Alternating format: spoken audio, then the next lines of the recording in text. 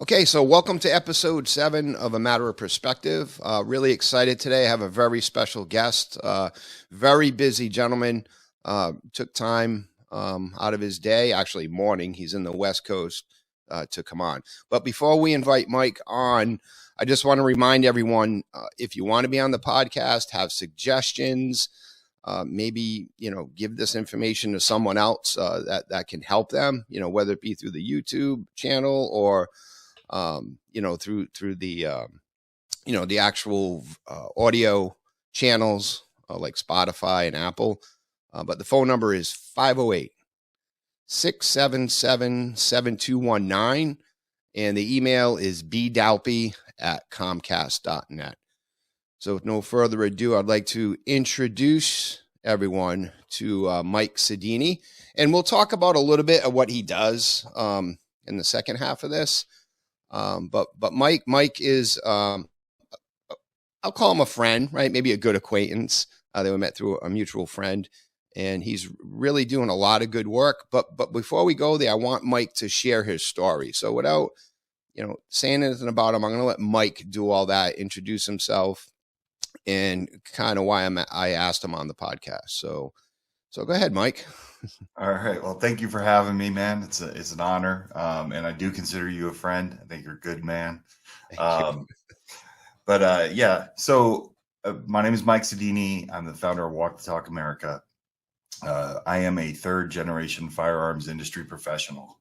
I'm also known as the ungun gun guy in the gun community. And people call me that because I wasn't into firearms when I got my job in it. I grew up in two of the worst places that you could possibly grow up for firearms: San Francisco, California, and Asbury Park, New Jersey. So we just didn't have access to firearms like most people did. And to be honest, like the people that I knew that carried firearms were usually like your neighborhood pharmacist or somebody that was kind of tied up in some bad stuff. It just really wasn't common. Like I said, there was no hunting trips. There was nothing like that. Not that I ever had an issue with firearms, but being that I got my job through nepotism, it was one of those things where I was kind of forced to go into the family business. So I learned about firearms on the fly and just kind of observing the behavior of firearms owners and also industry professionals. What was the business, Mike? Was it manufacturing or? Like, what was the family business? The family business was importing. And so basically the way to break it down for somebody who's listening that can easily understand, we were a master distributor, an importer, if you will. And if you had a firearm and you were located, say, in Spain, and you wanted to break into the American market, you found somebody like Eagle Imports to handle your importing, your sales, your customer service, your warranty, everything top to bottom, your marketing. So we were like a turnkey operation for a lot of these international manufacturers, and we did 60 to 80,000 guns a year, which is, for me, it was a real eye opener when I first got into the business, because being someone that wasn't into firearms and didn't know the ins and outs of the industry, I kind of looked at that number and said, okay, we don't have any law enforcement contracts or military contracts. We just sell 60 to 80,000 firearms to civilians. And we are a tiny company. So when you look at the big scheme of things, and you look at the Rugers, the Smith & Wessons, the Glocks, companies like High Point and Arms Corps, you realize like how many firearms are actually out there. And one of the things that, really strikes me, I always compare it to swimming in the San Francisco Bay. Right. Like if people swim and they jet ski in the San Francisco Bay, but if they knew how many great white sharks were actually swimming in the bay that they swim in, they'd probably be afraid. And to me, I was kind of like, oh, it's amazing that we don't have more firearms crime compared to how many guns that are out there, which, I think is really telling. But once again, like circling back to that ungun gun guy, I'm able to have these conversations with people that aren't into firearms because of the simple fact that I wasn't into firearms. I was ignorant. I was firearm ignorant when I first got into the industry. My family taught me nothing. And I look back on it, I find it super interesting that they threw me in the fire without kind of prepping me. And there's a part of me that says, like, they didn't really care about those things. They weren't into the freedom size. They were businessmen. You know what I mean? Right. You hit the talking points, but you don't really understand. So I think like that was one of the things that, really kind of came through with me. So I was able to learn about those things on my own by listening, observing, and then able to pass that knowledge on to other people that were similar to me that, maybe didn't understand something like, well, why can't the gun industry come off of the AR thing? Like, what's the big deal? You learn those things. Right. But, in 2009, the owner, the president of my company took his life with a firearm. And going back to things that you kind of notice in the firearms community. Yeah. We can get into that in a second, but as the Second Amendment, as the firearms industry, for many years, we didn't talk about the negative outcomes of firearms because we just didn't want them used against us. Right. So back in 2009, suicide by firearm was just something that you didn't bring up. You didn't talk about it. Like, take, for example, Bill, who was the president of my company, also a dear friend of my family's. He took his life, and he was a very popular person in the gun industry, and his funeral was like a who's who of the gun industry. And after that, it was like, once he was in the dirt, there was nobody talked about it. None of the industry magazines talked about it. It was just one of those things where we kind of just kept it moving and moved along. And that was an attitude that I felt like the whole industry had because, I would do all these gun shows like SHOT Show, NRA Show, any of the big shows and the distributor shows. And every year you just see more and more first responders or combat vets or active duty military. They would just not be there the following year. And I thought it's kind of odd that we really don't address this because it is something that happens quite often. And, that was kind of the catalyst for when I started Walk the Talk America, which is where I'm currently at in 2018, saying, okay, look, there are negative outcomes of firearms, and why can't we embrace them and actually work towards solutions that could help bring that number down? Absolutely. Yeah. And you mentioned first responders, and we had a guest on earlier, and whether you're in the military, which is an epidemic in our country, our brave servicemen and women coming back and taking their lives. And every class I teach, I preach Walk the Talk America and your message and just the mental health awareness in general, specifically suicide. But it's a lot of like nurses, doctors, people who see the uglier police officers, this uglier side of society that, average everyday citizens may not see. And they go home with that, and then they have to like be normal, and it's tough for them to do that. So a lot of them seek drugs, alcohol, and they are afraid to go get help, because of that stigmata that you're talking about. Yeah, absolutely. We had, I have a Guns and Mental Health podcast that Jake Wiskerson and I run, and we have guests from all walks of life. And we had somebody on who it was Tupac's bodyguard's wife who got to deal with the aftermath of after Tupac died, him feeling like he's the one that got him killed. He was supposed to protect him, right? And really interesting because like when I was talking to her about why the Walk the Talk message resonated with her so much, she said, my husband was a bodyguard. And, when his mental state started to slip, he felt like he couldn't go get help because he didn't want to lose his gun rights because his gun was something that he made his living off of. That really resonated with me. So it's not even just military and first responders. It's people that use their firearm for to protect and do their job when it comes to security and things like that. So there's just firearms owners come in all walks of life, and people need to understand that it's something that they hold near and dear to their hearts. And take for example Bill. Like I want to circle back to Bill because yes, please. When he was the president of a firearms company, And, people always want to say that there's signs, like, oh, somebody showed signs. And the interesting thing with Bill was he didn't show signs. We were together for a month before he took his life, and we were traveling. And, basically, like the last time I saw him, I was in New Jersey where our corporate offices were, and we were playing basketball. And he was like, just play one more game, run it back. And I was like, no, I got to get on my flight. And he was like, did you make all your reservations? Because we had all these travel plans together. And I was slacking. I didn't, and he got angry. He was like, I'm telling you, we're going to Indianapolis. We're going here. We're going here. And before you know it, it's going to sneak up on you. Like, as soon as you get home, make those reservations. So here's a man that, wasn't showing any signs, and basically was talking about the future,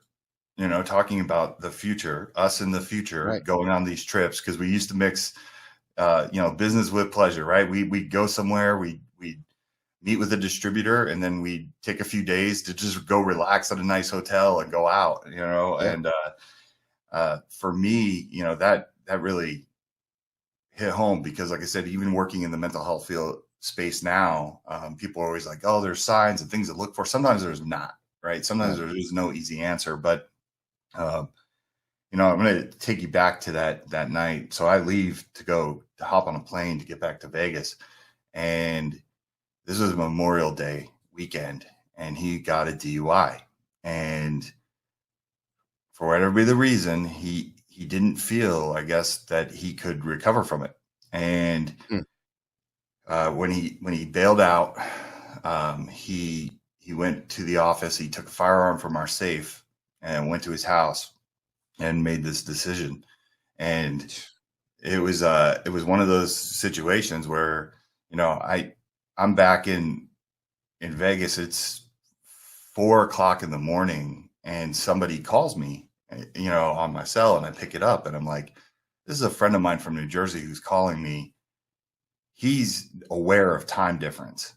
Right. So I knew exactly. I'm like, this isn't going to be a good call, but when you get those calls in the morning, you kind of think somebody died in a car accident, or, this type of thing.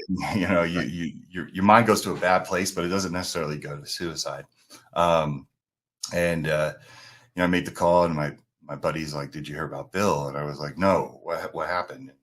It's like, he shot himself last night. He's dead.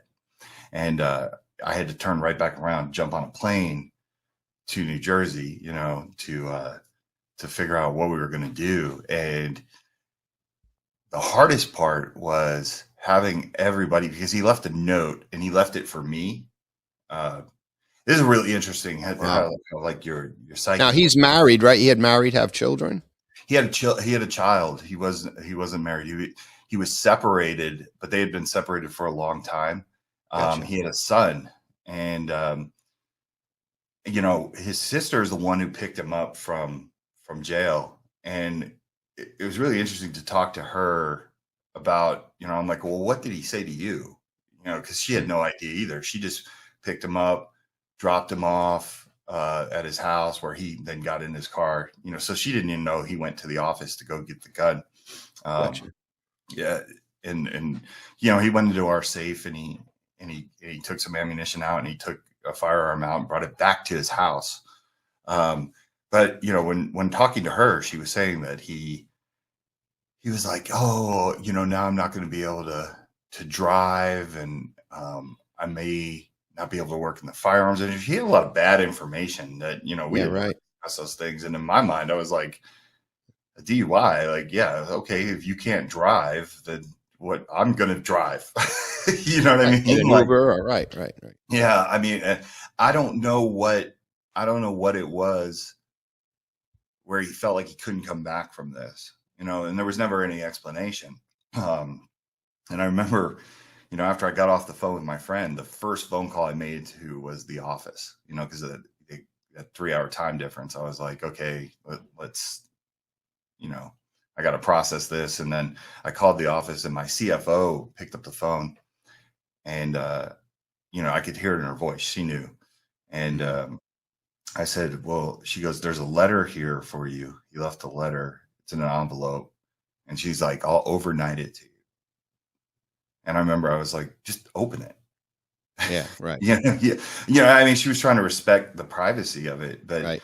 that was a weird feeling too. Is like when you're going to get that, okay, there's going to be an explanation in here or something. And there really wasn't. He just said, sorry, Mike. And then he said, here's my accounts. He had listed all the account numbers for everything that he had.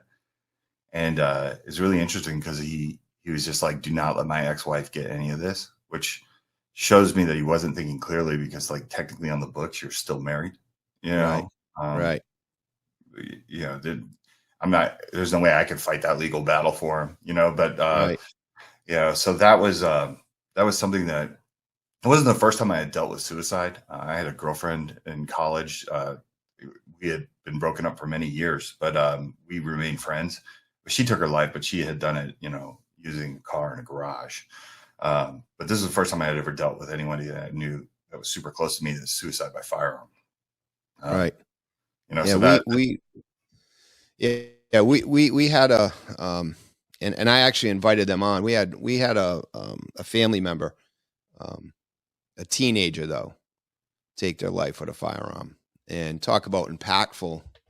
And his dad is a sheriff, and so you wouldn't expect that type of thing.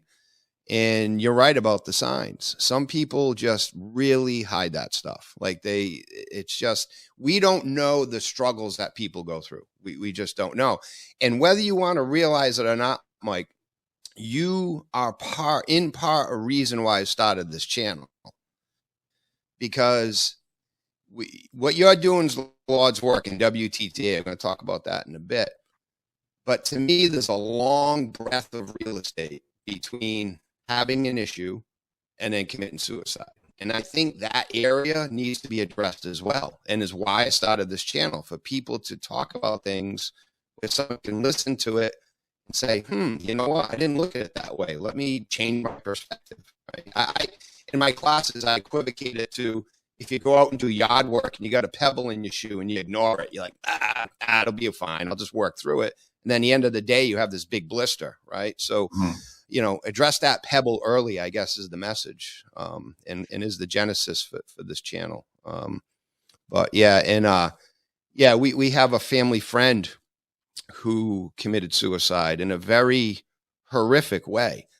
He was a pastor, Christian man, and he battled with depression and decided to drive his car into a tree at like 100 miles an hour.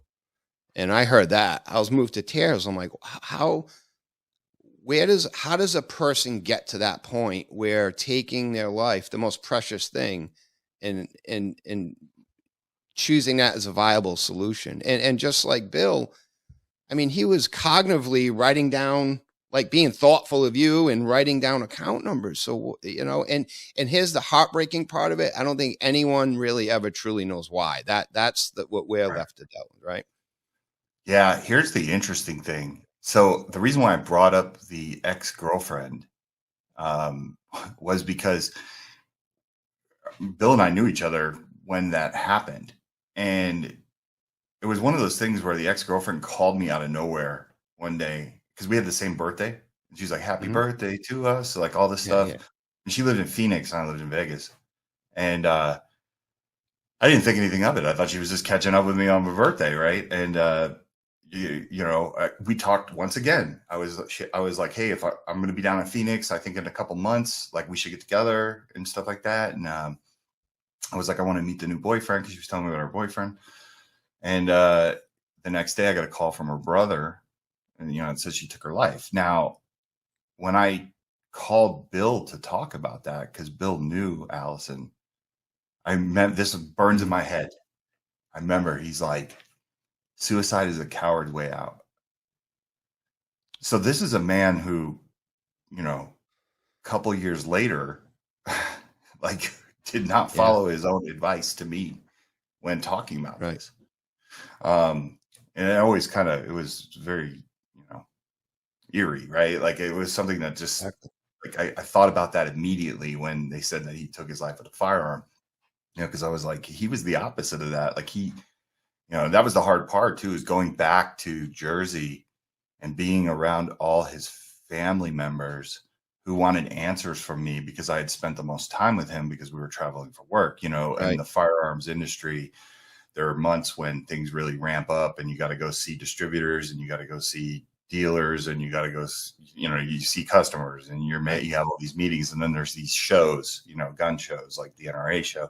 And that was the toughest part is I'm trying to mourn my friend. He's in a box and they're like, something, tell us, what did he say? And I have no answer for them. I can't give them closure, but I'm trying to get closure myself and trying to make sense of this. And then people were like pulling me aside, like, everyone would come up to me with their friends or, the other family members. And then people would like pull me aside thinking, well, if I talk to him one-on-one, maybe he'll tell me something that. Right. And I'm like, no, I'm sorry. Like the answer that I have for you is not something you're going to want to hear, because there's going to be no fault for anybody, that we missed a sign, because that's what you're looking for. Exactly. And you're looking for why, that closure, and you don't get it in those cases. It's very heartbreaking. It really is. Yeah. It's tough. And it's, you go back to why someone gets to the point where they feel like that. And the only thing I can compare it to is I think about 9/11, right? And I think about the people that had to make the choice to either jump or burn to death. Yeah. And for me, I feel like suicide, when people get that ideation, they feel like the person who has to make a choice. Do I stay and live in this life with pain, or do I make the jump? It's the only way I can kind of make sense of it, that life has gotten so bad that they feel like they're burning in fire while they're here, or they can make that jump and rest in peace. It's heartbreaking to think of it in that way too. So let me ask you, Mike, what, they say when people, loved ones, that are on this side of the grass that experience that trauma, they go through a lot of different emotions. So what kind of emotions did you go through? Like, were you mad? How did that go? Yeah. I think you go through a ton of emotions. This is going to sound really interesting. I remember the first time I had a dream and he appeared in it after he did this. And I was screaming at him. Like in the dream, I never remember my dreams. And I remember he came to me in a dream and I was like, "You're alive." And I remember I was like hitting his chest and I was like angry, but dreams aside, I was talking to my wife a couple years ago, and you have your moments. You have a couple cocktails, and you're kind of discussing something that. Yep. And I remember, like, I was pissed, and she's like, "Yeah, you're still a little angry," and I'm like, "Yeah, I've never really dealt with the fact that I got a letter that said, 'Sorry, Mike.'" Right. Like, why me? Right. Why not your son? Right. Right. You have a son that you loved. So yeah, at first you just go through heartbreak, then you obviously things heal, but they never really heal. And then you go through anger, just because, like I said, there's, I think there's just levels of it, right? Like if you had somebody that was just in daily physical pain, sometimes you can kind of like make sense, like the person couldn't do it. Like they'd rather leave than, live with that pain. But, when you're with somebody that's cracking jokes, me and him never stopped laughing. That's when we were together, even when times are bad, like business was bad or something happened, like we always made jokes. So it was very tough for me. I had lost my uncle, who was the president of Eagle before Bill. And I remember, like, when the board decided to make Bill president, a lot of people were like, "How do you feel about that?" Just because they were kind of doing that thing where they were like, "Are you angry? Like, do you think you should have been president?" And I remember being so happy for Bill and being like, "No, Bill and I like talk strategy all the time. Like, for Bill to become president of this company, I feel like I'm being default president with him. You know what I mean? Like that's the relationship we had, Right. I wasn't jealous at all, and it was a family business, right? Like, and they chose somebody outside of the family to be president of the company, and I didn't have. There was not one moment where I was like, "Screw that! Like this is BS!" Like, we never missed a beat. Right. So we had an amazing relationship. So for me, I always say like, and I had to step up and become president because of the situation that happened, I think about him every day. There's not a day that goes by where I don't think about him or my uncle. Yeah, Seriously. that was kind of my next question was, you know, like you said, it never really goes away. So did you get depressed, if I can ask? Like how did you deal with that over time, you know? That time heals all, right? Yep, I agree You with that. know, Yeah. we at the office, I asked for reconstruction of the office. Like we changed everything. The way we dealt with it is just kind of got back to work, and I would have totally handled it differently if I was then who I am now, right? Hmm. If that makes sense. Yeah. Because I would have probably had us all like do therapy. We had each other in the office, and the one good thing about Eagle was, although we did some big numbers, we were still a small family style company. Hmm. But yeah, I had to deal with it.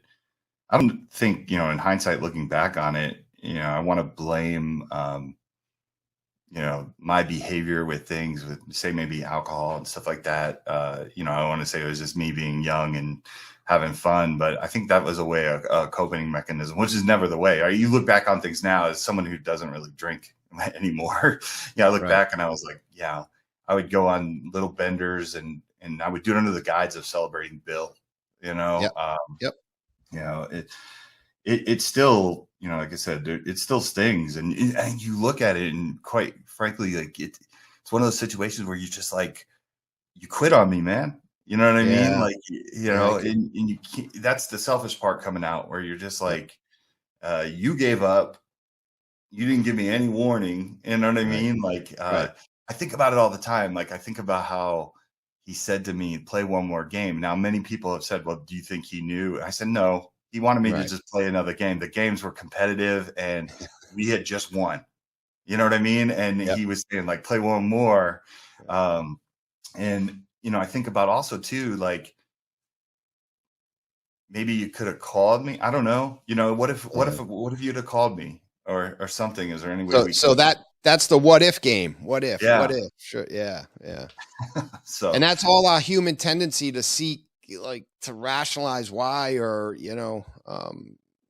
maybe there was something you could do to prevent it. But like you said, that and what's going to stick with me, that fire or jumping analogy, that I've never. That's a pretty powerful way to put that.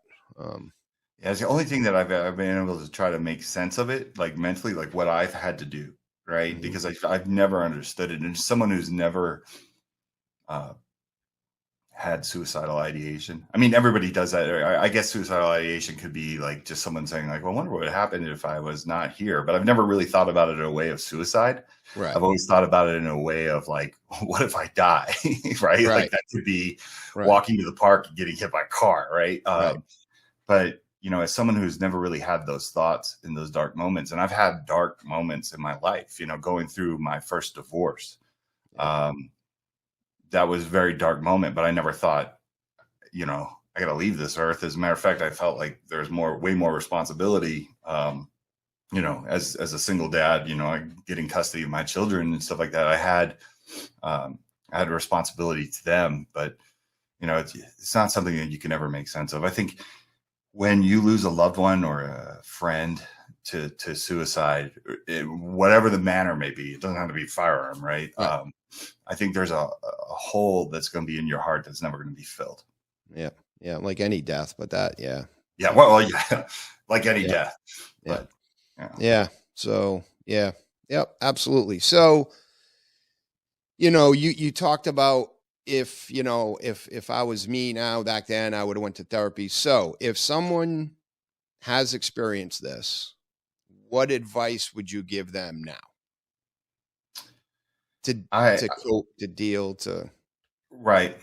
I would be very honest with yourself. And I think talking to someone is very healthy. I had a lot of good friends that, I had friends that literally like flew to me to make sure it was okay, so I'm very fortunate, but not everybody has that.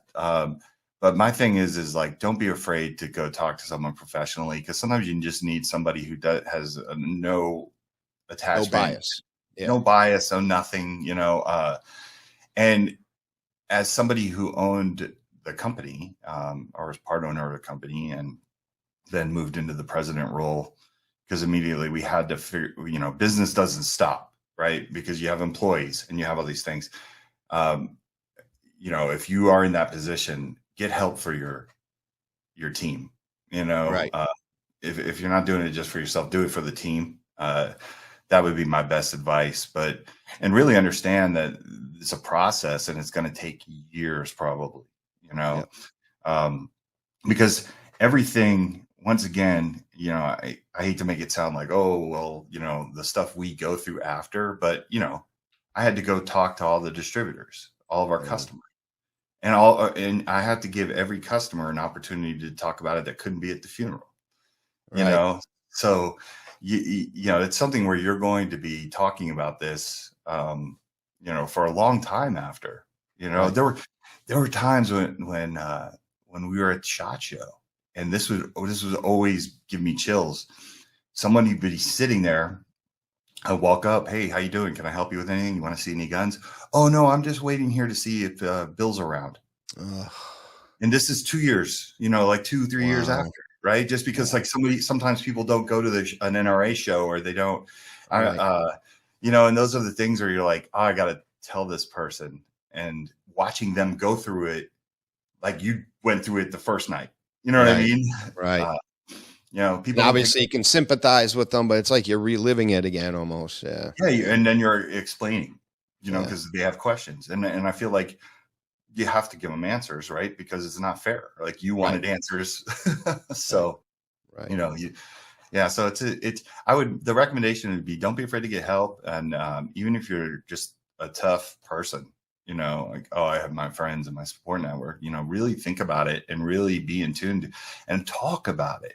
My thing is like, get together with friends and share stories, because I did that a lot with my cousin and, my national sales manager, but he wasn't the national sales manager at the time, but it was another close friend of Bill's. We would get together and tell stories and laugh, and that's good. Communication's so key in anything, right? Not just that. Getting it out, verbalizing it. Don't keep it all in here. Yeah, 100%. So that brings me to getting help, right? And so I'll let you talk about Walk the Talk America and how the genesis and why it started, which that was part of it. But you offer more than just suicide help on Walk the Talk America. So let's back up. Why don't you explain how Walk the Talk started?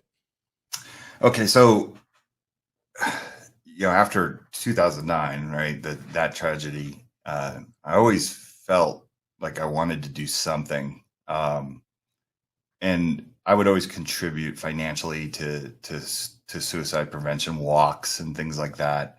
But I always wanted more in life, just in general. I didn't want to go down in history. Not that there's anything wrong with someone who lives a full life and is a good person and says, I sold guns my whole life, right? I always wanted something more.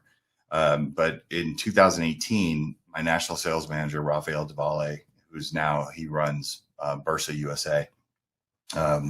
We were in New Orleans, and we had just seen the Lipsies, who are a big firearms and sporting goods distributor out of Louisiana. And I went to the bathroom, and when I came back, he was talking to this older lady who was there by herself, and they had apparently read the same book, because the lady was in this restaurant, was packed and it was loud. And, Rafa and I went to sit down, and I thought about it. I was like, let's invite that lady to dinner. Like, the poor lady's there by herself. She's on business. You know what I mean? Yeah, like, that's a great thing to do. Yeah. And we were getting along great. And he said, we have an open seat if you want to come sit have dinner with us. And she did. And it was a life changer because she didn't know anything about firearms. So she was asking questions, and somehow at the time there was a mass shooting. So she was like, look, what happens during mass shootings? Like, what goes on in your industry? You know, she was asking all the right questions. And I said, well, everybody blames us. We blame mental health, and then nothing ever happens. And she asked an easy, simple question. And it was really funny because, like, you know, I'm not going to lie, Ralph and I were pretty deep. We were celebrating hard. So we were for about 11 vodka sodas in. And she said, well, you know, if you can't give up legislation, you can't do restriction when working with the mental health community, like, what can you do? Like, what are the things you guys can work on together? There's got to be something you can work on together. You know, Raphael like looked at me. He's like, yeah, you should really give $1 a gun to mental health, man. And everybody that we know in the industry, because, you know, Yep. being that we've been in it for so long, he's like, I bet you we could get other people. This is kind of a throw it out there statement, but it made sense to me because I was like, yeah, we should probably do more. You know, we should do something. So I became obsessed with the idea. And one of my biggest regrets is that I didn't get the ladies' information, because I remember at the end of the night when we were going our separate ways, Ralph and I were going out to continue drinking. And then she was going back to her hotel room because she had a conference in the morning. And I remember she looked at me and she's like, you're going to do this. And I was like, I am. And she's like, I can see it in your eyes. You know, she's like, you're going to do this. So I really wish that I would have got her number just so I could thank her. Right. Yeah. Just show her, like, this is what you started. Your question sparked the thing in my brain that, you know, created this. And Raphael, I got to give him credit too. Like, even just that statement to me, like, hey, you should give $1 a gun. Like, that was huge. I knew that I needed to find a mental health organization that was either gun neutral or pro-gun, which I didn't even know if that existed, right? Because I had been told by everybody in the firearms industry, including the rhetoric by the NRA, that, you know, all mental health are gun grabbers and they're just looking to get your guns in a steal. Right. Like, so I was like, okay, I don't even know, you know, I'll get back to Vegas and do the research. Well, I was lucky. I found position paper 72 from Mental Health America. And it literally started off with, and I'm paraphrasing here, so it's an exact language, but it said something like, we're going to take the unpopular stance amongst our peers, and we're not going to say that people that battle mental illness need to be denied their firearms rights, because that is something that adds to the stigma of mental health. And everything I was reading in that position paper, I was like, I need to talk to these people. Like, they get it. Right. It's kind of funny because came back to Vegas and I was calling all my professional peers, that, you know, guys like Colleen Noir and Rob Pincus and Kenny Gleason, who's like the president of NASGW. And I was pitching in this idea about what we can do in the gun community to promote better mental health and work on catching mass shooters, because that was the main focus back then too. I thought, like, what a great way if we can fund the things that they're talking about in their position paper 72, where they were saying, they were giving examples of shooters, mass shooters. And they were saying, look, all the budget cutbacks that we've suffered over the years when it comes to mental health, we're not saying that we could have stopped these shooters, but imagine if we had programs there, we could have done outreach. Maybe we could have stopped Lautner or some of these other guys, you know? And I thought, okay, so they have stuff, they just don't have the money for it. Right. You know, we'll get into that a little bit later. They don't have stuff. They didn't have stuff. They had concepts and ideas like I did, right? The Walk the Talk in the beginning was a concept and idea. There was no real meat and potatoes with it. Right. But I remember I was so excited. I called everybody and I got everybody's blessing, right? Like, everybody got it. Like, they're like, oh, this seems like a really good idea, you know? And they were like, hey, you got to be careful, but, you know, we'll back you. We'll do this. We'll do that. So I call it the Jerry Maguire memo.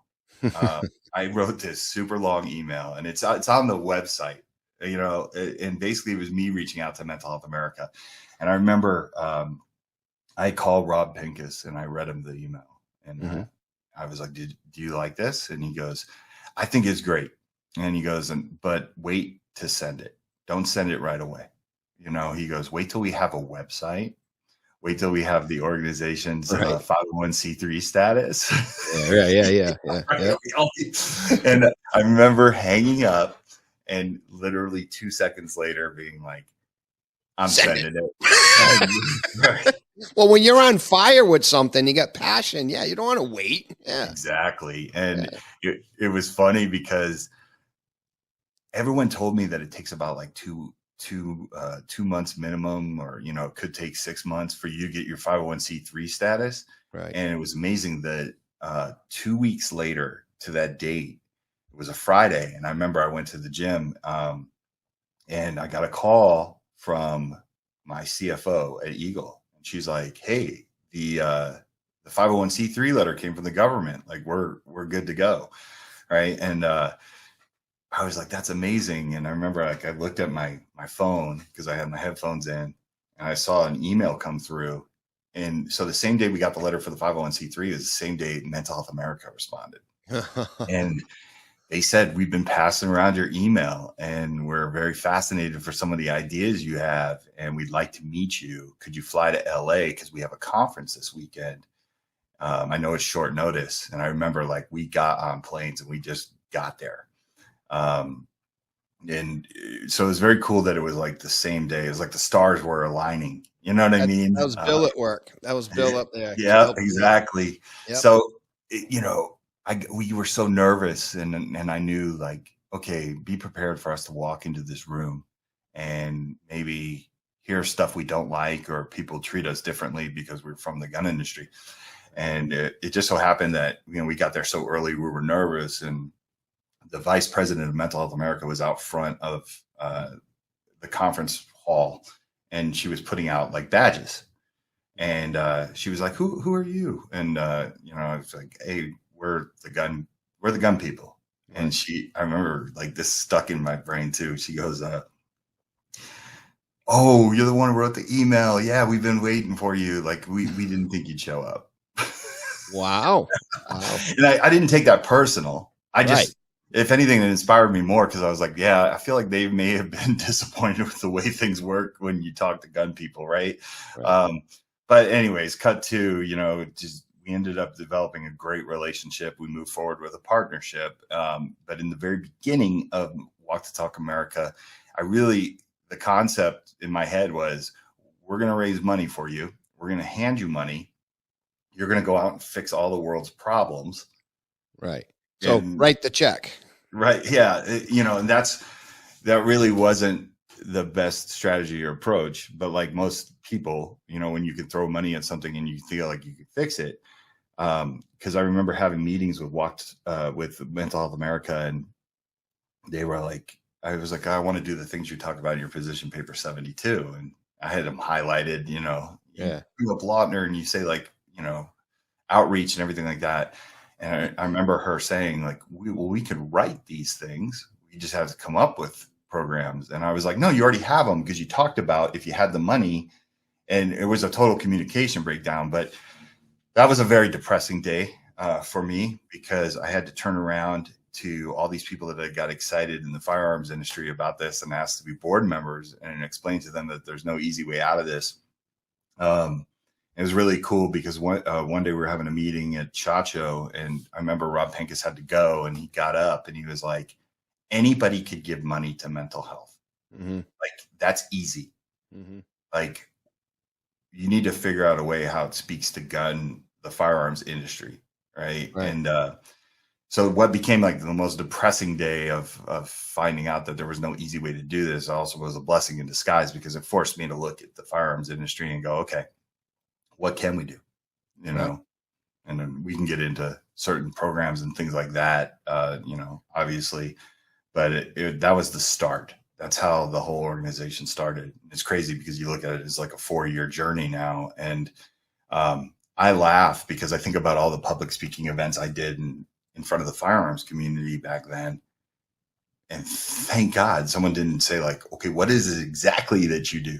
Right. Because back then, right.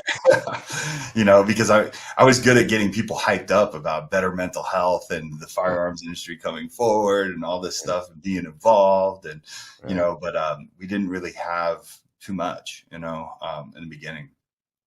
Yeah. So, But now, I mean, so what I did, so it's WTTA.org. And what I did this morning, I've been putting this off for a long time. And I figured, well, I'm having Mike on, so why don't I do this? They have free screenings on their website. And whatever condition you go through, like me, our situation at home, for us, it's being lifelong caregivers to my son, right? And there's things that go along with it. So I went on and I looked at depression, right? There's a whole bunch of things. And you go on the website. So the website, I'll just flash this up here. It's WTTA.org. And this is, when you go to the website, this is what it looks like. And right there, you can say bridging the gap between mental health and responsible firearm ownership. So it's a really great message there. So I went on and I went through the screening this morning, Mike. So I answered all the questions. And then at the end, it said I had moderate depression. But I didn't really need that to tell me because I kind of knew. But right. Here's the thing that impressed me, because I went through this probably 2 years ago and it wasn't like this. There are an overwhelming amount of links and resources that you can go on to help you and seek the help that you need. Mike, I'm just totally blown away by that and how this website has evolved and what you offer. So I encourage anybody, and no matter what it is, whether it's recovering from any type of addiction, depression, anxiety, bipolar, right? The things on there, PTSD, right? Mm-hmm. That's a big one. Definitely go on there. And Mike, I've said this before, you are doing the Lord's work, whether you're religious or not, whatever, but you truly are. And I really do think that you have filled the gap that so many others have just failed on. Right. Yeah. So if you don't mind, what kind of things, how are you impacting the gun industry specifically? Well, okay. So let me get into that. The way I'm going to start this is through a story about my daughter. Okay. Because when, I'm sitting here, I have Mental Health America who wants to have a partnership. And the first thing that they can think of is like the program that they first presented with Rob and I, yep. was a safe storage program with gun shops. And they were pushing me to suicide prevention. And I was like, that's great. I want to do that. Obviously, it means something to me. But I also want to stop mass shooters. And it was really interesting because in the beginning, because I was so naive, I was just making phone calls to mental health professionals. Some of them were the equivalent of calling a Michael Jordan of the mental health community and asking for hey, can I get an hour of your time to talk to you? You don't call Michael Jordan to be like, I need to talk about my free throws. Right. Can you? And I had people like Dr. Jeffrey Swanson out at North Carolina University. He was giving me time. It was really interesting because he kept pushing me to suicide prevention. So I didn't understand it at first. I was like, why does everybody in the mental health community push me to suicide prevention? They don't, why is that? And everyone kept saying finding the next mass shooter is like finding a needle in the haystack. Mm-hmm. So it's really interesting because a lot of people would think the gun industry would have been the ones, but they weren't, so, right. I had to truly understand that the only future predictor of violence is previous violence, not mental health diagnosis, if that makes sense, right? Yep. There's no such thing as Minority Report moving forward. But so having said that, now I'm super depressed about this because I'm like, oh, suicide, how are we tackling suicide prevention? That's a tough one. And my daughter came into my office one day and she was 11 at the time. And she's like, Dad, I think I suffer from anxiety. And I grew up in a family, East Coast, old school Italians, that if you said something like that, the answer would have been, I'll give you something to have anxiety about. I was raised in that environment as well. Yeah. Yeah. But for me, I was like, the first thing I thought of was Mental Health America's free and anonymous mental health screenings, right? Because I had talked to Mental Health America about they were like, hey, if we come to SHOT Show and you have a booth, maybe we can have computers where people could take a free and anonymous mental health screening. And I was like, oh, okay. But I was pretty skeptical because I was like, what do like free screenings actually do? Like, can it have an impact on you? Now, keep in mind, this is somebody who's saying this, who I've never had like suicidal ideation. I would generally a happy person. At least I think, right? And so I'm like, okay, could a screening change somebody's life? Well, with my daughter, I was like, hey, you know, the organization that Daddy talks about that you've seen him work with, I said, go on their website, take the anxiety screening and answer it honestly. Just know that no one's going to come to the house. No one's going to take that information. Just answer it honestly. I left it at that, right? So 2 days later, she comes in my office and she had checked the mail. So she gave me the mail. And on her way out, she's like, oh, Dad, I took the thingy. You know, like that's how I took the thingy. And I was like, what are you talking about? She said, the thingy for anxiety. And I said, oh, okay. I said, well, what did it, you know, how did it go? And she smiled, like huge smile. And she goes, I only have mild anxiety. And I was like, that's a good thing, right? And I said, did you read about how, you know, ways to bring that down when you're feeling like that? And she said, yeah. And she said, I'm going to give it to a couple of my friends at school because I think they could use it too. And light bulb. I was like, how do I get that? Okay. How do we get this in the firearms community? Right. Like that was my first. And then it just so happened that I had a family member who called me and said, hey, I took one of those screenings and I'm actually going to see somebody because I didn't like what it said. So I thought, oh my God, there's two family members that, you know, and this family member was an adult.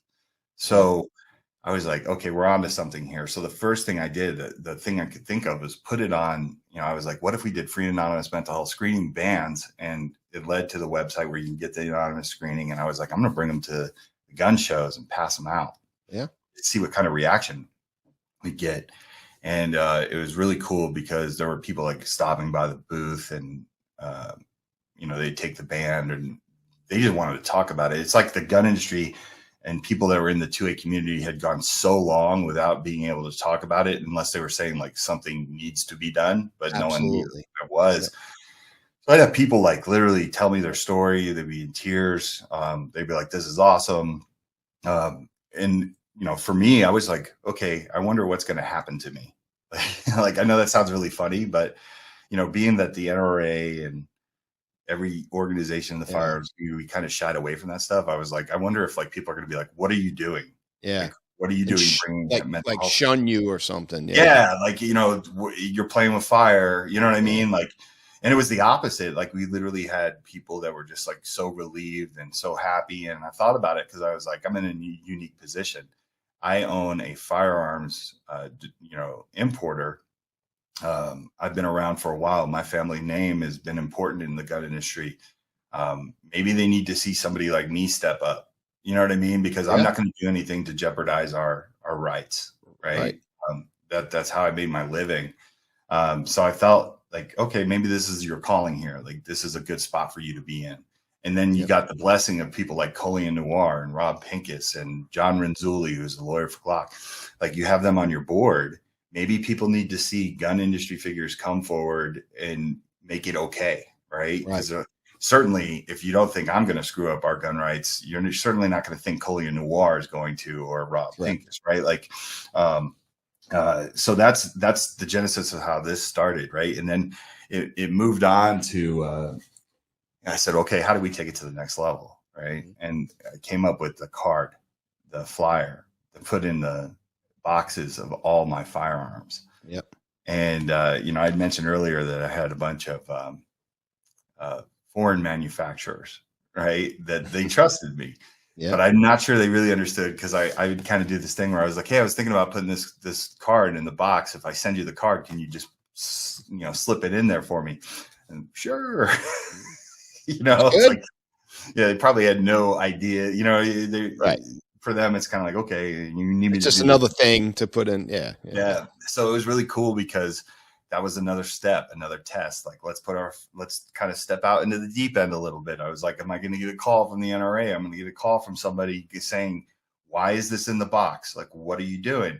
And it was a complete opposite. We would literally have customers that had went out and they bought like a Bursa or a Metro Arms or, they'd come back and they were just like, thank you for putting this in there. I bought one of your guns and this is in there. And I think it's awesome that you're doing that. So then I knew I was onto something, right? Some time had passed, didn't have any negative blowback from the industry or anything like that. So I was like, let me just take this up to a couple of the firearms manufacturers that I've developed relationships with over the years. We're like a traveling carnival. You same gun shows. Right. I get that. Yeah, we're not competitors. At some point, we become friends, right? We help each other. And so I went to Arms Corps and I went to High Point and I talked to their presidents and I was like, hey, I'd really like you to put this card in there. And they were like, what is it? Free and anonymous mental health screenings, for gun owners. They can go get help if they choose to. And they were like, that's a really good idea. Yeah, we'll do that. And it was funny. There was a part of me that was like, it was that easy, huh? I made a big deal about this and it was kind of like, all I had to do was ask you. Right. Which is funny because that's what I want to say to the world, right? Like, you'd be surprised what the gun industry probably would do if you came at them in a right approach. Now, granted, I understand that it's easier for me to get that meeting and, but that's what we started with. And why is that important? Like, why is screenings important? People need to understand that you don't have to be in crisis to take a screening. Screenings are great just to maintain, right? To make sure that everything's okay. Yeah. But if I can get firearms owners, when they buy a firearm, I want them to see this. I don't want to be like, okay, that's on the table now. Wow. Because before, like when you think about it, you took like a firearms training class. What are the things they go over? They go over firearm responsibility. I try to stay away from safety now because we become some of the safest people on the planet, right? Like they learn it's responsibility. Yeah, responsibility, right? And that branches out to everything when it comes to firearms. And that's what people don't understand is like, we don't have these meetings when we take trainings where we're like, yeah, one day you're going to have to shoot somebody. No, it's the opposite. It's like, if you ever shoot somebody, understand what's going to happen, right? Like that is a last resort period. De-escalation is like, we're good with that. Right. So I see it's like people they buy the firearms, they're part of the community, they take the training, they understand responsibility, and then they have the legal aspect branded into them. What I wanted to do is bring that mental health aspect, because the truth of the matter is you're more likely to take your own life with your firearm than you are anybody else. I mean, we have 67 Absolutely. People, you see what I mean? So, and that's a very dark way of looking at firearms ownership, but it's a fact. Right. The numbers don't lie. So what I wanted to do is just get this card, even if someone just looks at it and tosses it aside, but at least they have the opportunity to say like, okay, the gun industry is sitting here saying like, be mindful of your mental health. It's the omnipresence effect, right? Inside of all these firearm boxes. And that was the first program we rolled out. And I was proud of that because I was, in my head, I was like, okay, that's something we did. It wasn't Mental Health America. We used their screenings are what powered it, but it was our idea. It stemmed from us. Right. And that was the first thing to get the ball rolling. And then, one of the other programs that I'm really, really proud of, we do a lot of things, but one of the other programs I'm really proud of is that, we started there is this self-imposed chasm between the mental health community and the firearms industry. And we've stood on other sides of the room, right? Without really understanding each other. And it goes both ways. The firearms industry does not understand the mental health community, and the mental health community doesn't understand. So we thought, what a better way to bring people together than starting a cultural competence course that teaches mental health clinicians about the firearms community, and we can give them CEU credits, which they need to continue their job. Every year you have to have a certain amount of credits. If we can give them those credits to where they can come in and understand the nuance of the gun industry and the firearms community and what the Second Amendment means, that would be something that would be really cool. So we were able to pull that off. And to show you like the popularity of the course, we have the first two parts of the course up on the website for free. That's something that we we really believe in. We don't want to charge for that. We don't, we're not here trying to make money. We want people to have a cultural competence understanding like they do of any community. You think of airline pilots, traffic controllers, the LGBTQ community, single moms, like anything like that. Like you have to understand the world that everybody lives in. And we were doing these trainings and we'd have like 20 something mental health clinicians. They were in person.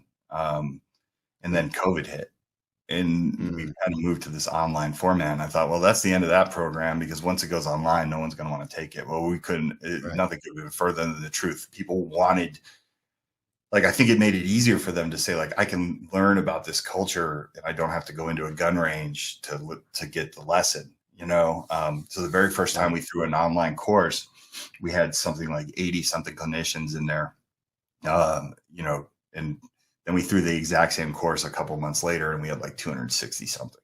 Yeah, I jumped on there at one point before I went to Reno, and it was very good. Yeah, it was very good. So if a clinician is hearing this and wants these type of credits, does it have to be in person? Can they do it all online? So how do you do that? You can do parts 1 and 2. It's 3-part course. 3, it requires range time. We made that, if you wanted to go that far. But so you could do it for free anytime you want if you go online. Now, that's not to say that we don't have, and this is something I'm super proud of. Like, I always try to tell people in the firearms community that there are clinicians out there that want this. Like Jake Wiskerson, who's one of the board members of Walk Talk America, who had to come out of he always says, I had to come out of the closet as a gun owning licensed clinician, owns a couple of different mental health organizations, or Zephyr Wellness, has a couple locations in Nevada. He was the very first person that had, from outside of the gun community, that had me on one of his platforms. He has a mental health podcast called Noggin Notes. And I remember I was super excited to go on there because it was the first time someone from the mental health community was like paying attention to what I was doing and putting me on their platform. And I remember before we went live, he was like, look, I have a concealed carry license and I'm a gun owner, but we can't talk about that on the show, because he was afraid of what the backlash would be from his community. Sure. And, I didn't even think about it. I was like, that's fine, whatever. And, at the time he wasn't affiliated with Walk Talk America. We developed a relationship after I appeared on his show. We kept in touch. So that was before he was a board member? That was before he was a board member. Yeah. And it was really interesting because, we kept in touch, and I would always call him to try to run ideas by him. And I remember one day he was just like, I gotta come forward and say I'm a gun owning clinician. He's like, nothing's ever going to change if people don't. Right. And it was a very interesting time. And he did get some backlash because he kind of took this pro 2A, like, hey, like, we shouldn't be judgmental, like, and that's, firearms is still something that's stigmatized. So he was really the catalyst for coming up with the concept of, I work with the licensing board in Nevada. I'm able to get this course off the ground where it's official and you can get CEU credits for it. So that's how we developed that relationship and came up with the idea. And then obviously I asked him, hey, would you mind coming up on board and being part of the team? Because I think that's important. This course, it's great because it really does bridge the gap. You watch a lot of clinicians that come through and take it, and they don't understand the little things. And this gives them a safe space, if you will, to try to understand gun culture. They may not be into it after, but it's 90% super positive. Yeah, they might not be into it, but now they understand it. They see the other side of it, and they may not be as against it because now they're educated, they've been exposed, and and that rift is in a lot of places. It's in academia too, not just with clinicians. But so, like, I promote WTTA in every one of my classes. If there's clinicians out there, they can reach out through the website, correct? Yes. Now, to get that accreditation, those CES credits, is that what you call it? CEU credits, yeah. CEU. How like if I have 10 clinicians in the Boston area who are interested in this, what would they would have to make sure they would have to make sure that their state is okay. You know, they'd have to run it through their licensing board to make sure that they can qualify for credits with this. So every state's going to vary. But I think your original question that you'd asked me is, can you take it online or do you have to have it in person? And we do in-person trainings. Jake and I recently just went up to the state of Oregon and did an all-day presentation. So that organization out of Oregon that had the clinicians had already got it okayed with their state to say anyone that attends this course is going to get the CEU credits. So someone who's organizing it that's on the mental health side needs to just double check and make sure. But we also are talking to states that don't even really care about the CEUs. Like there's organizations and conglomerates, coalitions. We're talking to West Virginia right now, Ohio and Georgia that are like, we just want to fly you out and give the course. Right. We think it's important. Right. And, you know, once again, going back to the concept being the gig, you look at how many firearms are out there and how many gun owners, half of America, right? There's more firearms than people. The people, right. And so clinicians have to understand that, you know, most likely, even if the person says they don't own guns, they may be telling you they don't just because they don't want that heat or, you know, it'll be red flagged, which is another topic. It's another topic, right? Yeah. So you're going to have people that are gun owners naturally come through, you know, your company or come for your services, whether you like it or not. Right. So it's best to understand. You know? Right. And it's just a two-way street. Jake and I also appear at many firearms functions, if you will, or train and learn at Kevin Dixie. You know, he has a train and learn event. We go there and we speak to, you know, gun owners and firearms trainers, and we demystify the counseling process, right? Like certain states, it gets a little bit more dicey, but like, for example, in the state of Nevada, a clinician cannot take your firearms. There's just, you know, you watch the clinicians when they take the course and you put them through scenarios and they're like, I don't even know how I could do that legally. It's kind of interesting to watch, right? Now, obviously, there is a moment, you know, if you say something that is really bizarre, but let's face it, if you're going to say something that's really bizarre, you're probably past the point of like this clinician being able to help you. And then you might have to, you know, but, you know, as far as someone coming in and saying, look, I had some anxiety this morning and I went to the range and I shot off 1,000 rounds. Clinicians in Nevada, you know, they're not going to be able to take your firearms over that comment, but we still want them to understand that comment, there's nothing wrong with that. Right. I was just going to say that's, I do group therapy. That's, you know, that's like the group led therapy, right? Like, you know, that's important for us is those are the things that, you know, if you're not a gun person, you know, that could be something that could be alarming to you or be like, should I be concerned? Well, no, you shouldn't. You should be like, oh, you feel better now. Right. To us, what is 1,000 rounds at a gun range? It's nothing. Right. But a clinician, they have no idea if they're not educated about that. I think it's great work. And we talked about it. I would love to get you out here in the Boston area. Still picking at that. I mean, I think, you know, when you look at states like New Jersey and Massachusetts and even California, I think it's important to have this type of course out there. And the reason why I say that is because everything has become so political, right? And you look at some states that are blue and they tend to be, you know, on that side of gun control and everything like that. And then it's to have, you know, these courses, the way that we present them is in a way where there's no, oh, this is right or this is wrong. It's more like, this is what it is. Okay. You know, I grew up in, you know, as the gun guy, you know, I grew up in two super liberal places. And what I found is that most people, they just don't want to see people hurt or dead. Right. And that's something that whether you're right of center or left of center, like we can both agree on that. There's this belief that the gun community doesn't care, and that's not true. Like, we want to end gun violence. We don't want to see people die, and we can meet there. And there's a way to present this information to where even if a person just still doesn't like guns at the end of the day, they're still going to come away and learn something.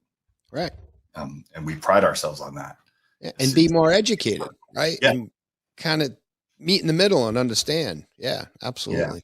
So it's we would love to get out there because I think there's a lot of places that really need it. Like I said, the feedback we get has been phenomenal. It's really cool. It's really, we had one, and there's always one that stuck out to me. The person said, I went into this anti-gun and now I would consider myself more gun neutral.